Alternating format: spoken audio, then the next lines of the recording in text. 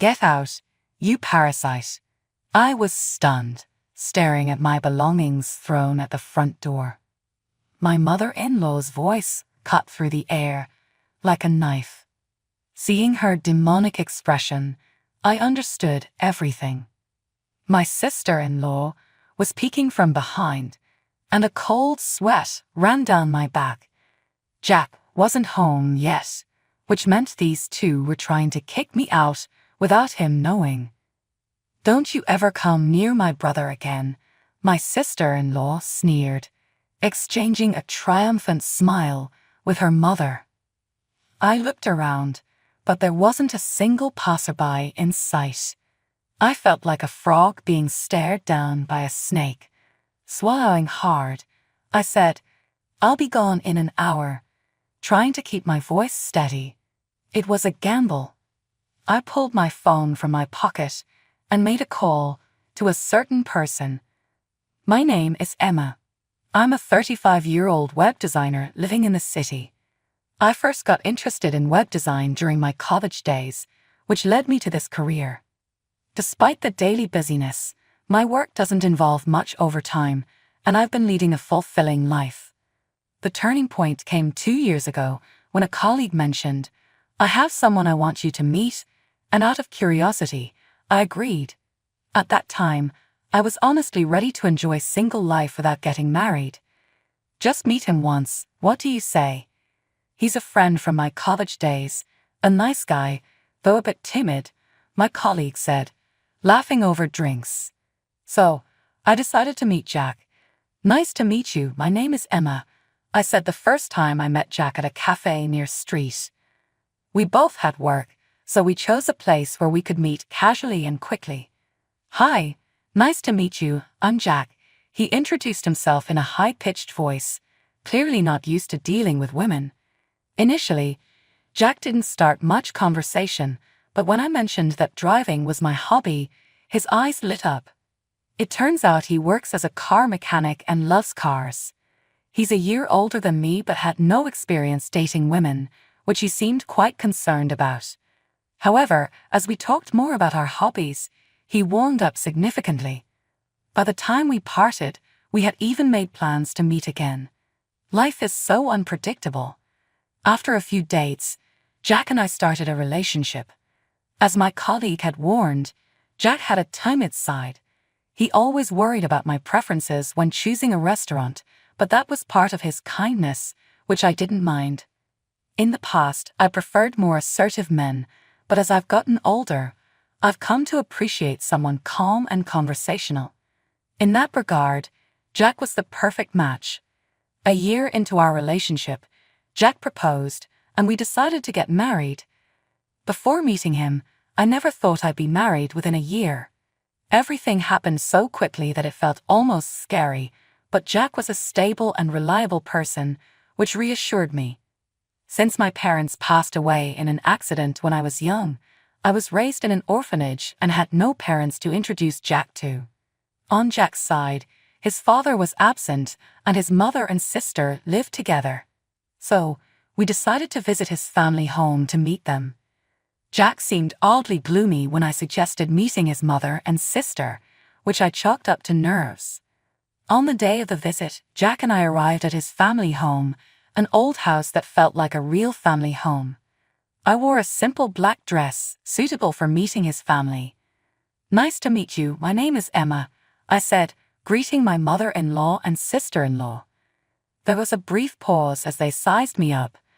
My mother-in-law looked like a high-class lady with glasses and a sparkling bracelet. My sister-in-law was quite heavy and dressed flamboyantly, which was a stark contrast to Jack's slim build. I was surprised by how different she looked from him. "Oh, you must be Emma. Nice to meet you, I'm Jack's mother," she said. Her tone was polite, but there was something sticky about it. I was wondering what kind of girl would show up, and wow, you really surprised me, so plain and that dingy dress too. I was stunned by her words. "Well, just prepare yourself because you'll be doing as we say from now on," my mother-in-law continued, with my sister-in-law nodding in agreement. I had no idea what they were talking about and stood there, dumbfounded. Didn't Jack tell you? It was promised that when we got married, you'd live here with us, my sister-in-law said. That's right, Mom's legs are bad, and I'm busy looking for a spouse. So you know the drill, she added, leaning in close to Jack. He looked troubled but nodded in agreement. Wait, what do you mean by living together? I asked, feeling shocked. That's exactly what it means. We're going to live here, Jack said, looking guilty. I couldn't believe it. The idea of living with my mother-in-law and sister-in-law hadn't been mentioned before we got married. It was clear from just one look that these women weren't good people. I felt an urge to flee right then and there. It'll be fine, right, Mom? Emma, and you'll get along, right? Jack asked, trying to smooth things over. Yes, of course. She's a precious daughter-in-law, after all. We'll take good care of her, my mother-in-law replied, her tone ringing false in my ears. It didn't seem likely they would take good care of me at all. I'm sorry, but I have to leave, I blurted out, wanting to escape. The meeting ended soon after, but on the way home, I confronted Jack. I'm against living together. You never know what might happen, I said, hoping he'd understand. But it would really help with the finances. And Emma, you could share the chores, making things easier, right? We won't be living together forever. Let's save up some money and buy a new house in a year or two. Think of it as just putting up with it until then, please, Jack pleaded. His point made some sense. It was difficult to buy our own place right away, and living at his parents' house would allow us to save money. It seemed Jack couldn't stand up to his mother and sister. After thinking it over for a while, I sighed and reluctantly agreed. In hindsight, that decision was a mistake, and I deeply regret it. As soon as we submitted our marriage certificate to the town hall, Jack and I moved into his parents' house. Welcome. I'm glad you're here. Now, Emma, you can start by cleaning the bathroom. They've gotten quite dirty, so make sure you scrub them well. My room next, and once you're done cleaning, please take care of the shopping and cooking for dinner, my mother-in-law instructed, catching me off guard. I thought I'd at least get a chance to greet them and relax a bit first. Wait, am I supposed to do all that? I asked, surprised. Of course, that's why we talked about living together in the first place, she replied. Her words left me stunned. They had proposed living together just to dump all the household chores on me. I felt dizzy with the shock of this realization. Jack was in the restroom and missed the whole conversation. When he came back, my mother-in-law and sister-in-law acted as if nothing had happened, simply saying, well then, take care, and disappearing into their rooms. I couldn't bring myself to tell Jack what had just transpired. We had just gotten married, and I didn't want to start off by speaking ill of his family. What's wrong? He'd asked. Nothing, I replied. I should have told Jack right then what his mother and sister had said, but pride and an attempt to be considerate stopped me. That decision would come back to haunt me. Living at my in-laws' house soon became overwhelming. As expected, my mother-in-law and sister-in-law pushed all the household chores onto me. Emma, you can come home on time from work, can't you? I can't do household chores because of my bad legs, my mother-in-law said. Yes, and I'm a nurse, so my work hours are irregular, my sister-in-law added. We used to have a housekeeper, but she couldn't come anymore because of other commitments. It's a relief that you're here, Emma. It was clear they planned to exploit me. Please wait, I have work too. I can leave at regular hours some days, but it gets really busy during peak times. Why don't we all share the household chores? The same conditions apply to Jack. You can do chores that are easier on your legs. If the four of us share, it'll significantly reduce the burden on each person, right? I proposed, thinking it was a fair and constructive solution. What? Why are you deciding how to divide the chores in this house? My sister-in-law snapped. That's right, I've told you I can't do anything because my legs hurt. This is why people raised in orphanages are clueless, my mother-in-law added. Their harsh words silenced me. My silence was taken as defeat, and I ended up responsible for all the household chores. Every day after that was hell. Not only did I have to do all the work, but they also nitpicked everything I did, from the food I cooked to the cleaning. Emma, your cooking is too bland. Is this the kind of bad food they fed you in the orphanage? They sneered. Did you clean the bathroom yesterday? I found a hair. They continued, finding fault with even the smallest things. You're eating off our money, so it's only natural you do at least this much right, my mother-in-law said one day. That was the final straw. With all due respect, I also work and contribute financially to this household. Shouldn't we all be equal in this? I argued. You call that work? All you do is tap on a computer. It's not like you're dealing with life or death situations like me, my sister-in-law sneered, her face twisted in mockery. Sure, my job as a web designer might not be as nerve-wracking as nursing, but dismissing it as just tapping on a computer was insulting. However, I knew that arguing back would only escalate the situation, so I bit my tongue. Oh, and Emma, you went to the cafe near the station after work yesterday, didn't you? My mother-in-law suddenly said. I was taken aback. I had gone to the cafe, but how did she know? Sorry about that.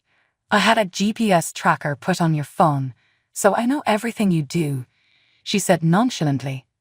I was stunned by her revelation. GPS? Why would you do something like that? I asked, bewildered. It was clear they weren't content with just tormenting me at home. They had resorted to tracking my every move. Of course, it's to monitor your activities, she replied smugly. Unbelievable. I pulled out my phone and tried to disable the GPS, but no matter what I did, I couldn't turn it off. It's useless.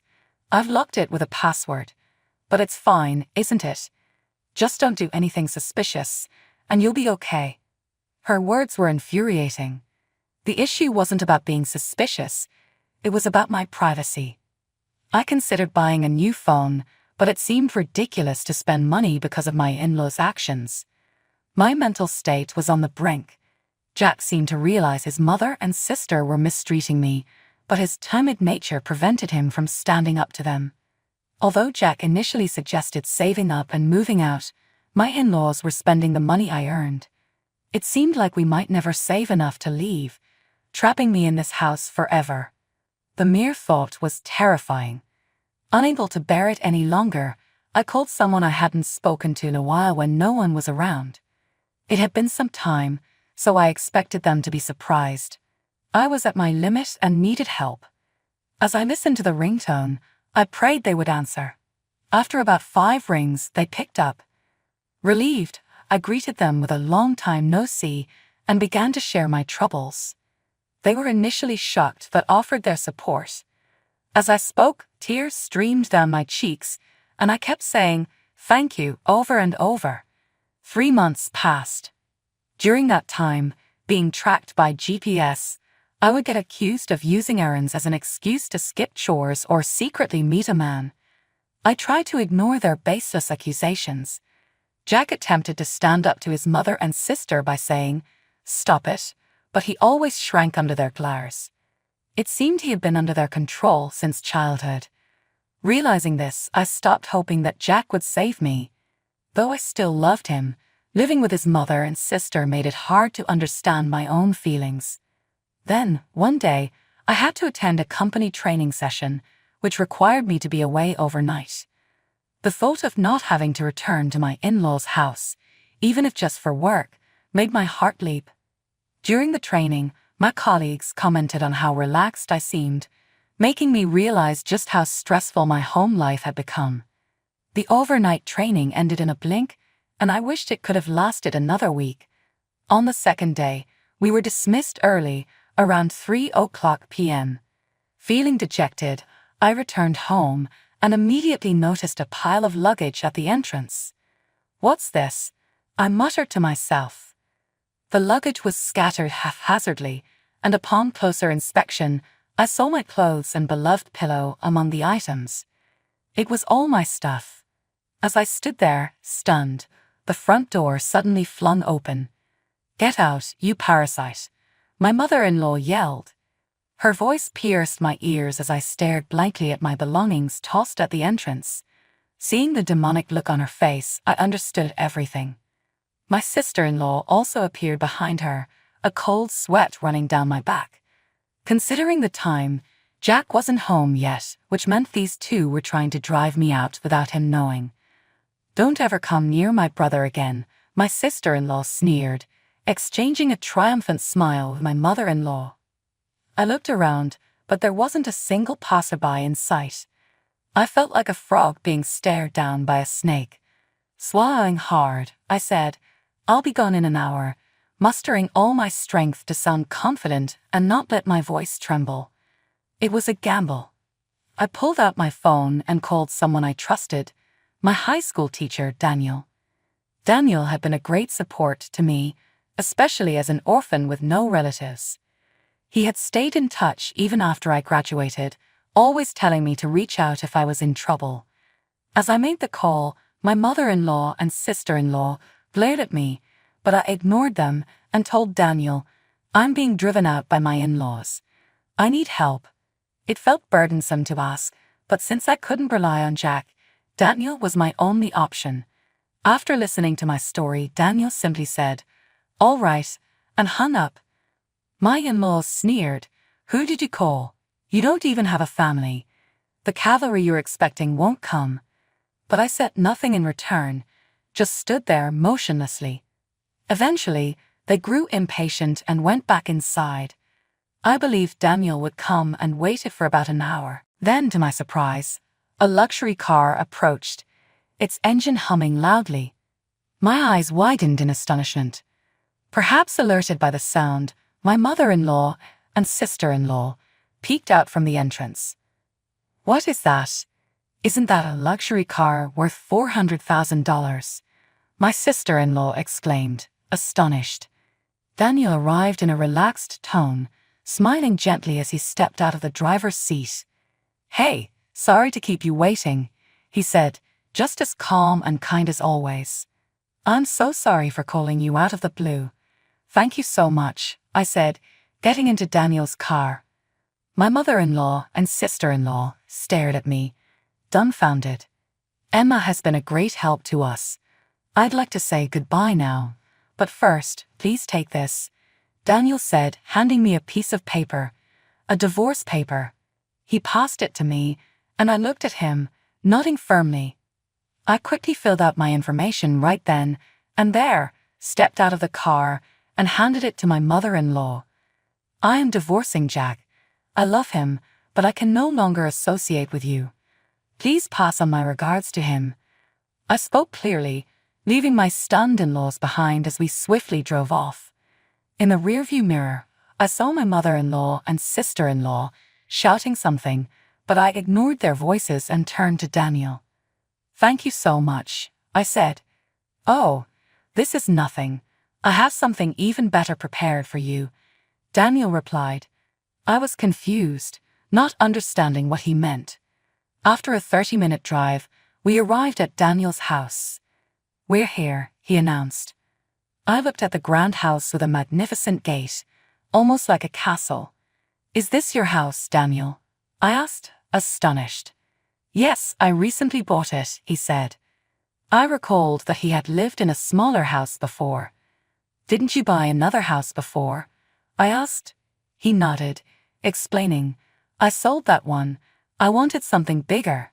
Daniel led me inside. The house was spacious and filled with luxurious furniture. I was amazed. Then Daniel said seriously, "Actually, Emma, I've been thinking. Would you like to live here with me?" I was speechless, taken aback by his proposal. He continued, "I've been worried about you since you told me about your troubles. You used to come to me with concerns during high school, and sometimes even after you started working. We haven't been in touch much lately, but I've always been concerned. It's like I'm your parent, but I'm not your parent, Emma." As he spoke, the doorbell rang, echoing throughout the house. I flinched, and Daniel quickly headed toward the entrance. When he opened the heavy front door, I was shocked to see my mother-in-law, sister-in-law, and even Jack glaring at us. Jack looked anxious and avoided eye contact. "Oh, Emma, so this is where you've been. What's all this with such a grand house?" My mother-in-law sneered. I realized they had followed me here using the GPS tracker on my phone. Jack must have been brought here after work. "Is there something you need?" I asked, trying not to show my nervousness, though sweat was pouring from my palms. "Yes, there is. You ran off in a luxury car, and now you're in this beautiful house." "Explain this," my sister-in-law demanded. It was clear they were jealous, having intended for me to feel miserable after being driven out. They had no right to demand explanations. "There's nothing to explain. This is Daniel's house. He gave me a ride and brought me here," I said, but my explanation didn't convince them. They responded with a skeptical "ha." Seeing our discomfort, Daniel stepped forward confidently. "From today, this house is mine and Emma's. Outsiders, please do not enter." Their shocked reactions matched my own disbelief. "What do you mean by that? So Emma gets to live in such a grand house? You must be joking." "We always wanted you to be miserable," my sister-in-law blurted out, revealing her true feelings. It became clear that they had always enjoyed tormenting me, pushing me to the limit until they could discard me. Jack tried to speak up, saying, "Hey, you two are going too far," but a glance from his mother silenced him. He really was a weak man. Turning to Daniel, I'd asked, "What do you mean by our home?" I tried to make sense of everything in my confused state. Daniel looked at me and smiled warmly. "Just as I said, I actually own much of the land around here. I have plenty of land and money, so I've been thinking about adopting you and passing on my assets to you." His revelation made my eyes widen. A landowner passing on assets seemed unbelievable. My mother-in-law and sister-in-law appeared equally shocked, knowing I had grown up in an orphanage. They likely relished the idea of me being left out in the cold. But then Daniel, this mysterious figure, offered to adopt me. I was stunned. Daniel continued, "Actually, I owe a lot to your parents. When I first became a teacher, they were colleagues who supported me when I was relentlessly bullied by a superior. They helped me while others ignored it. I was close to them ever since. I never imagined they'd pass away so early in an accident. I was really shaken at that time and thought about how I could honor their memory. When I learned you were attending the same high school where I worked, I made it a point to reach out to you, maybe too eagerly." Hearing Daniel's confession surprised and delighted me. I barely remembered my parents, but knowing they were such warm people touched my heart. "That's why I was happy when you came to me for help this time. I bought this house thinking a day might come when you'd need a place to stay, but I didn't expect it to be so soon." Daniel's glare shifted to my mother-in-law and sister-in-law, making even me shiver. "Please stop following her. If you try to take away her happiness, I will not forgive you. I will pursue every legal avenue to protect her. And you," he turned to Jack, "should have protected her but did nothing. You don't deserve to be with Emma. Now, please leave." Daniel's voice echoed powerfully through the entrance. "I don't want to be part of your family anymore," I said, finally finding the courage. "You've treated me like a slave from the start, thinking you found a convenient woman. You will never understand the pain and suffering you've caused me. Jack, I did love you, but I love myself more. Goodbye." With Daniel's support, I finally voiced what I had long held back. The three of them began to tremble. "Remember this, I will make you regret this one day. You will suffer," my mother-in-law threatened. They spat out various lines before hastily retreating. Feeling like I might collapse, I took a deep breath and looked at Daniel. He gazed at me warmly. "Daniel, thank you so much. I don't know how to thank you enough," I said. "No need to thank me. I've always cared about you, being the daughter of my benefactors," Daniel replied with a kind smile. I felt a sense of relief and salvation. "About the adoption, if you're uncomfortable, it's okay," Daniel said, waving his hand dismissively. "I thought it would be the quickest way to transfer my assets to you. I don't plan on getting married again, and it would fulfill my wish." Daniel seemed like a godsend, endlessly kind.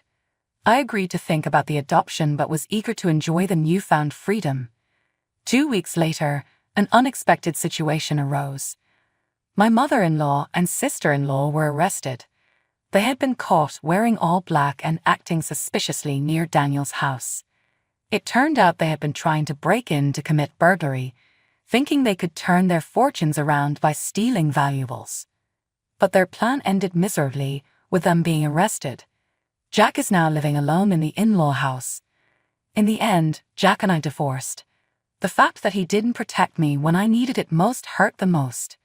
If I ever consider marrying again, I'll make sure to find someone who truly values me. Now, I'm living comfortably in Daniel's house. We've agreed to proceed with the adoption. I initially felt guilty, but Daniel had been lonely living alone. I'm truly happy now, living with Daniel, who I regard as my real father. I've also cancelled my old phone and replaced it with a new one, free from the fear of being tracked. I'm determined to work hard to repay Daniel's kindness and have vowed never to go through such an experience again.